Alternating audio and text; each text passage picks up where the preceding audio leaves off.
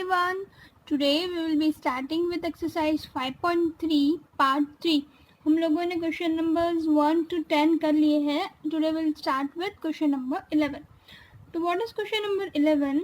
If the sum of first n terms of an AP is given by, means the sum of first n terms is given by 4n minus n square. Okay. So what is the first term of the AP. ये जो AP है उसका first term हमें find out करना है.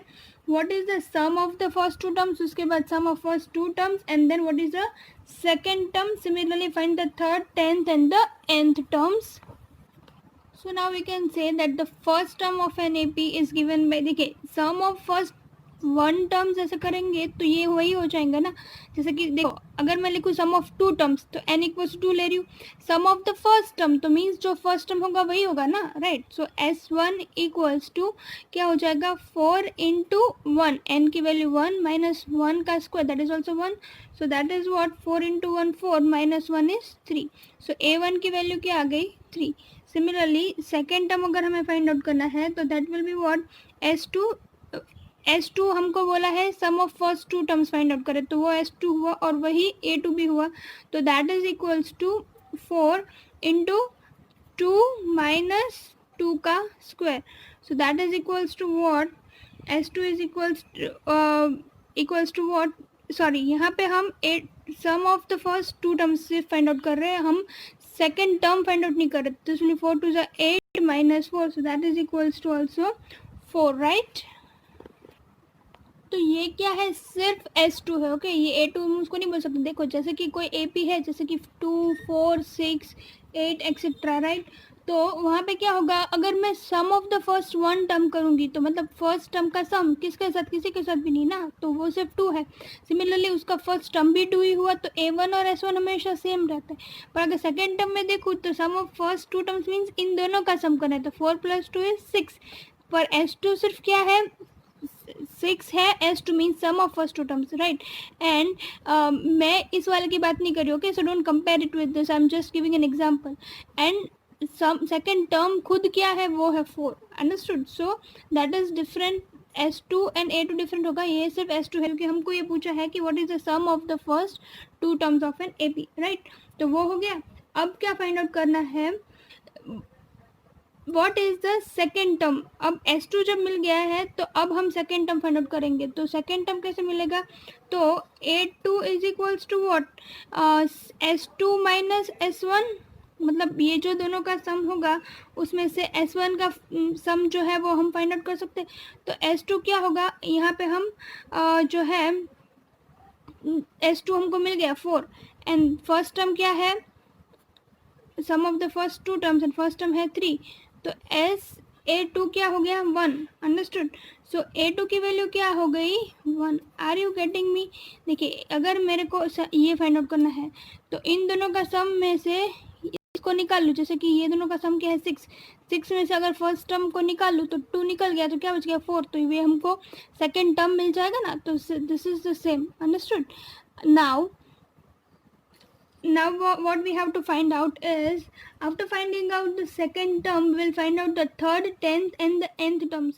Now अगर हमको third term find out करनी है तो वो हम क्या कर सकते हैं, इन सब का सम, राइट. उनमें से हम ये A2 जो इन दोनों का सम सब्ट्रैक्ट कर लेंगे. लाइक इन तीनों का सम क्या होगा 6 + 4 + 2 दैट इज 12. 12 में से अगर मैं 6 निकाल दूँ तो क्या बचेगा 6 ना.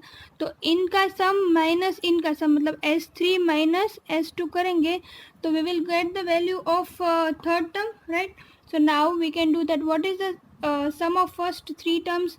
So do we know that? No. So let us find it out. 4 into 3 minus 3 का स्क्वायर, right. माइनस ये S3 में से S2 को निकालना है तो S2 तो हमें अभी फाइंड आउट किया that it is equals to 4. तो -4. तो ये क्या हो जाएगा 12 माइनस 3 स्क्वायर 9 माइनस 4. तो 12 माइनस 9 3 माइनस 4 माइनस 1. तो A3 की वैल्यू आ गई -1. Are you getting me. मैंने ये जो एग्जांपल दिया है उससे हमको सारे के सारे मिल जाएंगे. S3 minus S2 S2 minus S1 जो फाइंड आउट करना है उनका सम माइनस उसके आगे वाले का सम. अंडरस्टूड. नाउ A3 हो गया तो उसके बाद हमें A10 फाइंड आउट करना है मीन्स द 10th टर्म. तो again we will do the same, 10th term find out करना है तो S10 माइनस S9, सो S10 कैसे होगा 4 into 10 minus 10 square minus 4 into 9 minus 9 square. So that is equals to 40 minus 100 minus 9 4s are 36 minus 81. That is equals to minus 60 minus. So this is what 81 minus 36. So it will be minus 45. So now minus 60 plus 45. So that is equals to minus 15. So A10 की value हमें मिल गई, that is equals to minus 15. Now an means nth term. Okay, so same way हम find out करेंगे. an is equals to sn minus 1. समझ में आ रहा है ना, जो हमने आगे सब में किया, जो टर्म फाइंड आउट करना है उसका सब माइनस उसके आगे वाले का सब. So sn minus sn minus 1, that is the general formula we can say. Okay, ये एक जनरल फॉर्मूला बन जाएगा. That is equals to 4 into 10 minus 4 into n, यहाँ पे n ही रहेगा, 4 into n minus n square, 4n minus n square minus ये क्या हो जाएगा 4 into n minus 1 minus n minus 1 का whole square. So this will be what 4n minus n square minus, इसको ओपन कर लेते हैं तो 4n माइनस 4 माइनस ये ब्रैकेट को पहले ओपन करेंगे n square minus 2n plus 1. So that is equals to 4n minus n square is minus यहाँ पे 4n minus 4 minus n square minus minus plus 2n minus 1. So this will be, अब इसको open और करते हैं तो 4n minus n square minus यहाँ पे 4n प्लस 2n तो दैट विल बी 6n. तो यहाँ पे माइनस 6n, ये minus 4 minus 1, so minus 5 minus minus अंदर आ जाएगा तो प्लस 5, और यहाँ पे माइनस n स्क्वायर है तो अंदर आएगा तो plus n square. Are you getting me? तो minus n square plus n square cancel, यहाँ पे क्या बचेगा 4n माइनस 6n तो minus 2n plus 5. So this is the value of an, that an should be given by 2 minus 2n plus 5. Are you getting me? So this is a bit lengthy but it's very easy. Okay, mind well and keep. Now question number 12 is find the sum of the first 40 integers divisible by 4. पहले 40 integers हमको लेने हैं, that is divisible by 6. Okay, divisible by 6, तो 6 से जो divisible है वो 6 के मल्टीपल्स ही होंगे ना. जैसे कि पहला नंबर जो डिविजिबल बाय 6 होगा वो क्या होगा 6 खुद, क्योंकि 6 divide by 6 is 1. Second number क्या होगा 12, थर्ड नंबर क्या होगा 18. मतलब 6 के जो मल्टीपल्स हो वो सारे डिविजिबल बाय 6 होंगे ही ना, right. So this we can do it directly. बस एक चीज़ हमको याद रखनी है कि ये कौन सा डिविजिबल होता है बस. ओके, तो यहाँ से a का पता चल जाएगा कि a 6 है, d क्या है 12 minus 6 that is also equals to 6, right. तो हम कर देते हैं स्टार्ट, और यहाँ से n क्या है 40, तो हमें फर्स्ट 40 नंबर्स चाहिए इसलिए. तो let us do it. Sn is equals to n by 2 into 2a plus n minus 1 into d. So n is what 40, s 40 चाहिए इसलिए. तो 40 बाई 2 इंटू 2 इंटू 6 प्लस यहाँ पे 40 minus 1 into 6. Are you getting me? Now 20, 12, 39 into 6. So that is equals to 20 into 12 plus 234. That is equals to 20 into 246. So that is equals to 4920. So this is the value of S40, 4920. Are you getting me? Isn't it easy? Right. Next question. Question number 13 is find the sum of the first 15 multiples of 8. 15 multiples of 8, तो ये उसी के जैसे ही हुआ ना. जैसे कि यहाँ पे था फर्स्ट 40 डिविजिबल बाय 6, तो वही हुआ मल्टीपल्स. तो यहाँ से हम लिख सकते हैं मल्टीपल्स ऑफ 8 क्या होंगे, तो वही 8 का टेबल 8, 16, 8 3 24 एंड सो ऑन. तो यहाँ से a की वैल्यू मिल गई, a is equals to 8, d की वैल्यू मिल गई 8, 16 माइनस 8 8, राइट. एंड फर्स्ट कितने टर्म्स हमको फाइंड आउट करने हैं, फर्स्ट 15 मल्टीपल्स. सो हम 15 मल्टीपल्स फाइंड आउट कर लेते हैं. n की वैल्यू है 15, right. So now let us find out. तो sum of the first 15 multiples as 15 given by n by 2 into 2a plus n minus 1 into d, that is equals to 15 by 2 into 2 into 8 plus 15 minus 1 into 8. So that is equals to 15 by 2 into 16 plus 14 into 8.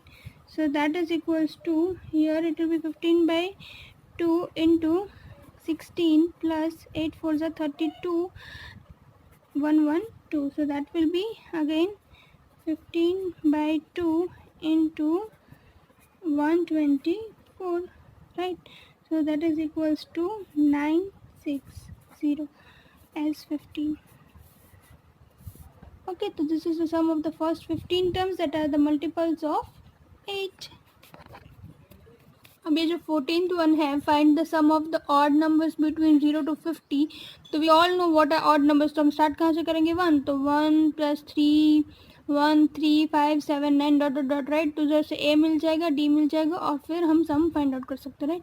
So I am not doing this 14th question, you do it by yourself. Directly going to 15th one. What is it? A contract on construction job specifies a penalty for delay of the completion beyond a certain date as follows: 200 for the first day, 250 for the second day and 300 for the third day and so on. Means हर दिन 50-50 रुपये extra लगेगा. Like first day का 200, फिर 250, 300, 350 etcetera, right. The penalty for each succeeding day being 50 more than the preceding day. So how much money does the contractor has to pay as penalty if he delayed the work by 30 days? So 30 days के लिए अगर ऐसा 555 बढ़ता जाएगा, 50 बढ़ता जाएगा, तो 30 days के बाद उसको कितना पे करना पड़ेगा. तो इट्स वेरी क्लियर नो कि यहाँ से हमको AP बना लेंगे. ये फर्स्ट टर्म हो जाएगा, ये सेकेंड टर्म हो जाएगा, ये थर्ड टर्म हो जाएगा, और इन दोनों का डिफरेंस जो है वो D हो जाएगा, right. So I have written the AP over here 200, 250, 300. A, D और N की वैल्यूज भी मिल गई है, तो डायरेक्टली हम सब्सटीट्यूट कर देंगे, राइट. सो फॉर्मूला पहले मैंने लिख दी है. तो नाउ सब्सटीट्यूटिंग इट, N की वैल्यू क्या है? 30, क्योंकि we need it for the 30 after 30 days, right. So now 30 minus 1 into 50. So 15 400 plus 49 into 50. So that is equals to 1450. 50 into 1850. So as 30 equals to 27750. So उनको 30 दिन के बाद कितने रुपए पे करने होंगे? Therefore the contractor has to pay rupees 27750 after 30 days. Isn't it clear?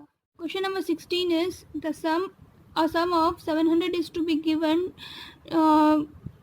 cash prize to the students of a school for their overall academic performance if each prize is 20 less than its preceding prize. हर एक से 20 less. Then find the value of each prize. Okay. तो पहले हम क्या लिखेंगे? That let the first prize be equals to x. अगर पहला prize x है तो सेकंड क्या होगा? सेकंड होगा x माइनस 20, राइट.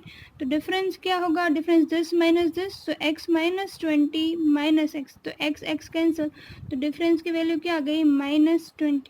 नाउ कितने रुपीस टोटल है? 700. तो एस एन की वैल्यू क्या आ गई? 700. Are you getting me? Now we will substitute the values directly. S 700 की वैल्यू क्या आएगी? तो सॉरी नो, एस 700 नहीं है, ये है एस एन. ओके, उसकी वैल्यू 700 है, right. Total value is 700 is equals to n by 2. So what is n? तो that is equals to 7, right. 7 by 2 into 2 into a plus n minus 1, that is 7 minus 1 into d. d is equals to minus 20. Okay, here n value is given, okay, as 7. So we are taking 700. Sn is equals to 700. So 700 equals to 7 by 2 into 2a. A is x plus n minus 1 into D. Okay, now let us solve it. So this 2 goes this side. So 700 into 2 equals to 7 into 2x plus 6 into minus 20. So that is equals to 700 into 2 will be what? 1400 equals to 7 into 2x minus 6 to the 12, so 120, right? Now ये 7 इधर divide हो जाएगा तो 1400 divide by 7 equals to 2x minus 120. So this will be again 200, ये इस side आ जाएगा plus 120 equals to 2x, right? So now ये 200 plus 120 is what? That is equals to 320 equals to 2x. तो x की वैल्यू क्या आ गई? 160. Okay, so 160. So what we had to find out, that is the value of x, means the first one. Okay, तो price कितने होंगे वो हमको एट लास्ट लिखने हैं. तो एट लास्ट हम लिख लेंगे कि the prices will be as under. पहला प्राइस क्या होगा? 160. तो प्राइजेस विल बी, पहला क्या होगा? Rupees 160. Prices will be as under 160, 140, 120. 20 कम 120, फिर 100, फिर 80, 60 and 40. Question number 17. In a school, the students thought of planting trees in and around the school to reduce air pollution. It was decided that the number of trees that each section of each class will plant will be the same as the class in which they are studying. Means अगर example section of class 1 will plant 1 tree, section of class 2 will plant 2 trees and so on till class 12. If there are 3 sections of each class, then how many trees will be planted by the students? तो अब हम क्या लिख सकते हैं? That let the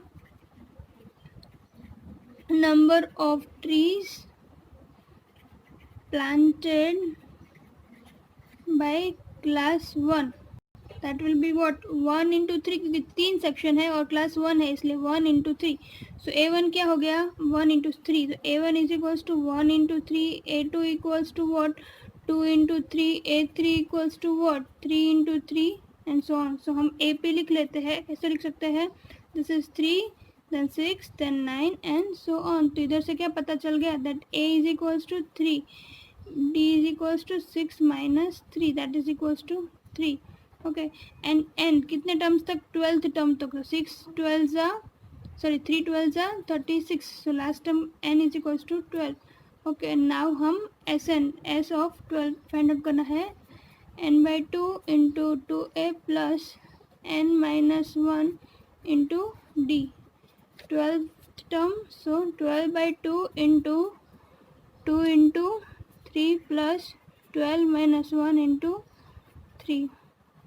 2, 3 2s are 6 plus 11 into 3, that is equals to 2 into 6 plus 33. 2 into 69, sorry 39. So now that is equals to